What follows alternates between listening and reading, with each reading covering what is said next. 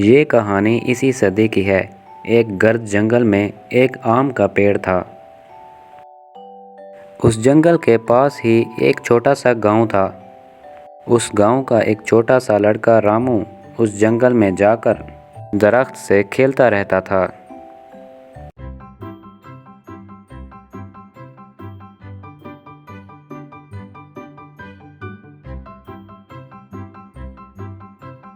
वो उस पेड़ पर चढ़ता, आम खाता और फिर बाद में आराम से पेड़ के नीचे एक नींद की झुपकी लेता। अब रामू रोज़ उस पेड़ के साथ नहीं खेलने लगा था। एक दिन की बात है, रामू चलते चलते उस पेड़ के पास गया। वो बहुत दुखी था। आम के पेड़ ने कहा, चलो रामू बेटा, मेरे साथ खेलो। रामू ने जवाब दिया, मैं अब बच्चा नहीं रहा जो तुम्हारे साथ खेलूं। मैं अब पेड़ के साथ नहीं खेलता। मुझे अब खिलौने चाहिए और खिलौने खरीदने के लिए पैसों की ज़रूरत है। माफ़ करना बेटा, मेरे पास पैसे नहीं हैं, परंतु तुम मेरे आम तोड़ सकते हो और उन्हें बेचकर पैसे कमा सकते हो। रामू ये सुनते ही खुश हो गया। उसने आम तोड़े, उनको जमा किया और खुशी खुशी वहाँ से चला गया। लेकिन बहुत दिनों तक रामू वापस नहीं आया। बेचारा आम का पेड़ बहुत उदास हो गया। कुछ सालों बाद अब रामू एक आदमी बन गया था। फिर से वो आम के पेड़ के पास आया। आम का पेड़ खुश हुआ और बोला, चलो रामू बेटा, मेरे साथ खेलो। मुझे तुम्हारे साथ खेलने का वक्त नहीं है और वैसे भी मैं अब बड़ा हो गया हूँ। मुझे मेरे परिवार के लिए एक घर चाहिए। क्या तुम मेरी मदद कर सकते हो? मुझे माफ़ कर दो बेटा, मेरे पास तुम्हें देने के लिए घर नहीं है, परंतु तुम मेरी शाखाएं तोड़ सकते हो और उनसे अपना घर बना सकते हो। ऐसा सुनते ही रामू ने आम के पेड़ की सभी शाखाएं तोड़ दीं।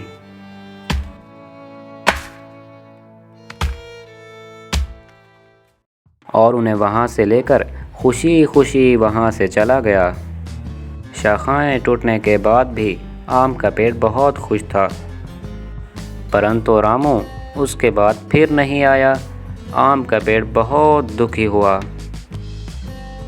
कुछ सालों बाद गर्मियों के दिनों में रामू फिर उस पेड़ के पास आया। पेड़ ये देखकर बहुत खुश हुआ। आओ बेटा, चलो मेरे साथ खेलो। नहीं, अब मैं बूढ़ा हो गया हूँ। अब मुझे अपनी ज़िंदगी आराम से बिताने के लिए नौकायन करना है। क्या तुम मुझे वोट दे सकते हो? इस पर पेड़ बोला, मेरे तना का इस्तेमाल करो और बोट बनाओ, फिर तुम नुकाइन को जाकर खुश रह सकते हो। फिर क्या था, रामू ने उस पेड़ का तना भी काट दिया। फिर उससे एक बोट बनाई और नौकायन को चला गया।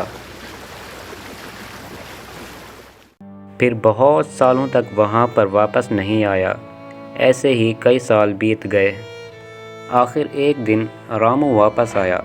रामू को देखकर पेड़ बोला, मुझे माफ़ करना बेटा, परंतु अब तुम्हें देने के लिए मेरे पास कुछ नहीं बचा।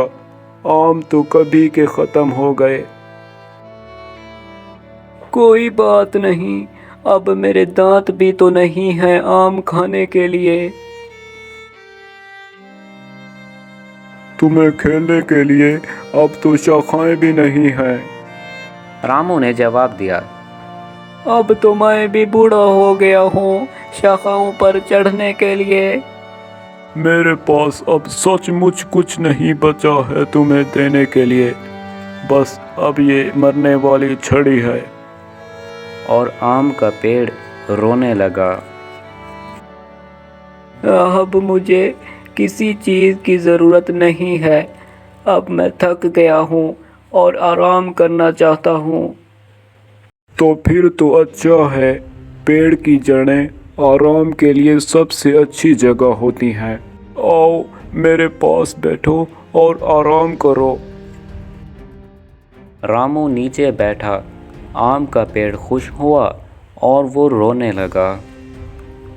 दोस्तों, ये कहानी हमारे दिल को छू लेती है कि कैसे एक पेड़ हमारे जीवन में बस जीवन भर देते ही रहते हैं और इंसान उस बात की कदर तक नहीं करता। पेड़ हमें छाँव, फल और लकड़ियाँ देते हैं, पर हम इंसान बेरहमी से उन्हें अपने फ़ायदे के लिए काटते हैं और वापस कुछ नहीं देते। दोस्तों, आपसे गुजारिश है कि अगर आप नया पेड़ नहीं लगा सकते तो कम से कम उसे काटो मत।